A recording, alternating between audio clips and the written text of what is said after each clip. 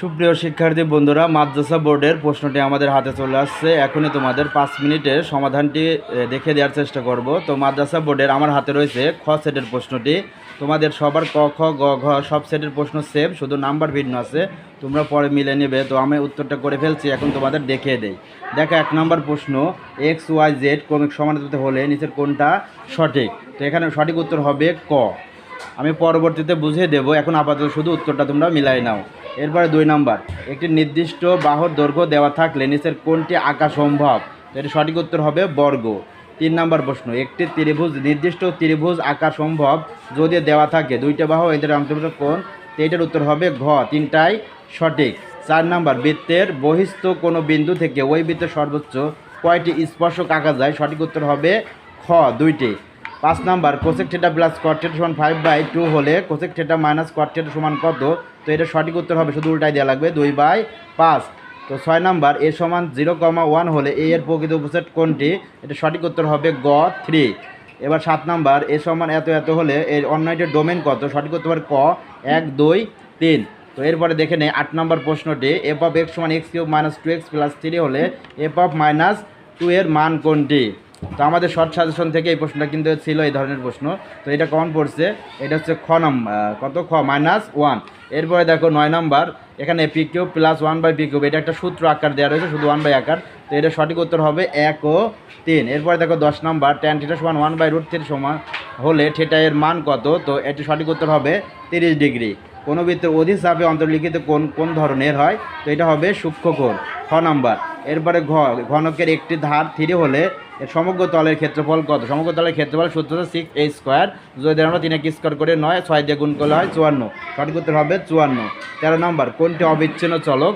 এটা হবে উচ্চতা। তো এরপরে দেখে নেই 14 নম্বর প্রশ্ন। তো এখানে আমাদের ত্রিকোণমিতি সরাসরি সূত্র দেওয়া রয়েছে, যেখানে মাঝে 2 নম্বর সূত্রটি ভুল আছে। তো সঠিক উত্তর হবে খ, 1 ও 2। এরপরে 15 নম্বর, sine theta plus 90 degree sine theta plus 3 degree সমান 1 হলে থিটা এর মান কত? তো এখানে আমরা জানি যে সাইন 90 ডিগ্রির মান 1, যেহেতু থিটার সাথে 30 রয়েছে, সুতরাং 30 আর 60 দিলে 90 হয়, তাই উত্তর হবে গ, 60 ডিগ্রি।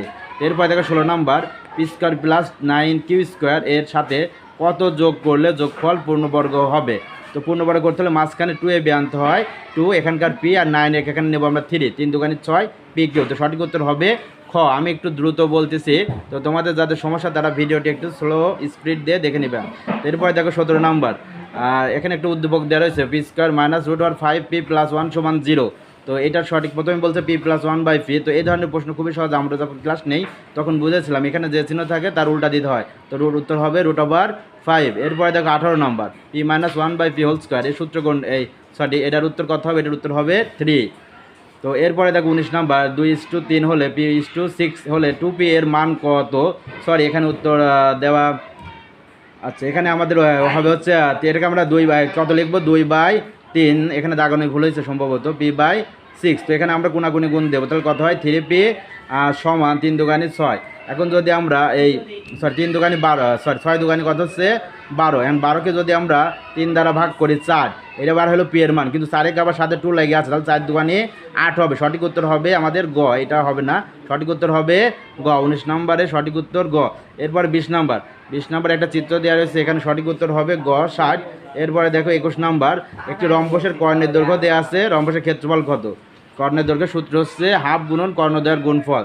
তো প্রথমে হাফ দিলাম, এই 4 এবং যদি 8 গুণ করি 4 × 32, তাকে যদি আমরা হাফ দিয়ে গুণ করি 16 আসে, এই জন্যে 21-এর গ উত্তর হবে। এরপরে দেখো 22 নম্বর, এখানে মধ্যক শ্রেণীর ঊর্ধ্বসীমা কত? তো এখানে মধ্যক শ্রেণীটা হচ্ছে আমাদের 50 থেকে 59। এখানে ঊর্ধ্বসীমা মানে ডানেরটা, এই জন্য উত্তর হবে ক। এরপরে দেখো 23 নম্বর, প্রচুরক শ্রেণীর শ্রেণীব্যাপ্তি কত? এখানে প্রচুরক শ্রেণী হচ্ছে আমাদের এইটাই, 50 থেকে 59। তো এখানে শ্রেণীব্যাপ্তি রয়েছে 10, তাই সঠিক উত্তর হবে ঘ। 24 নম্বর, কেন্দ্রীয় প্রবণতার পরিমাপ কয়টি? কেন্দ্রীয় প্রবণতার পরিমাপ হচ্ছে 3টি, গড় মধ্যক প্রচুরক, তাই সঠিক উত্তর হচ্ছে গ। 25 নম্বর, একটি বৃত্তের ব্যাস 4 হলে এর পরিধি কত? পরিধি সূত্র হচ্ছে 2πr, ব্যাস দিয়ে আছে 4, তো 4 অর্ধেক করলে 2 হয়, আর সূত্রে 2 4, তাহলে উত্তর হবে 4π। প্রায়। এরপর দেখো 26 নাম্বার এ সমান 2 4 6 বি সমান এত হলে এই ইন্টারসেকশন বি নিচের কোনটা? তো এখানে দুইটার মধ্যে ইন্টারসেকশন মানে কমন করতে হয়, তো এবং দুই সাইডে আছে আমাদের 2 এবং 4, তো সঠিক উত্তর হবে ক। 27 নাম্বার এক্স প্লাস ওয়াই সমান 3 এক্স ওয়াই সমান 2 হলে এক্স ওয়াই সমান কত? দেখো এখানে যদি এক্স এর মান আমি 2 ধরি, ওয়াই এর মান 1 ধরি, তাহলে 2 আর 1 3, তাহলে 2 আর 1 গুণ করলে আমাদের 3 হয়, তাহলে আমাদের 2 1 স্কয়ার করলে 4 যোগ 1 1 স্কয়ার করলে 1, 4 আর 1 5, তো সঠিক উত্তর হচ্ছে আমাদের খ। এরপরে দেখো 27 নাম্বার সাতাশ নাম্বার তো বললাম 5, উত্তর হবে 5। এরপরে দেখো 28 নাম্বার একটা চিত্র দেওয়া রয়েছে এখানে, বলছে চিত্রটা আলোকে কোন কিউপিএস সমান কত? তো কিউপিএস অর্থাৎ আমাদের পি কোনটা চাইছে, পি কোনটা হবে 85 এবং 29 নাম্বার উত্তর হবে ঘ 180 এবং 30 নাম্বার দুইটি সংখ্যার অনুপাত এবং গসাগু দেওয়া আছে, লসাগু কত? তো লসাগু বের করতে হলে কী করতে হয়? সংখ্যা 3টা গুণ করতে হয়, 3 দুগুণে 6 5 6 30।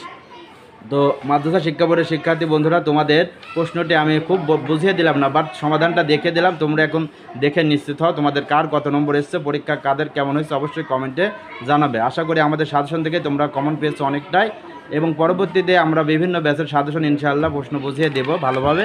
এখন আজকের মতো এখানে রাখছি, ধন্যবাদ সকলকে।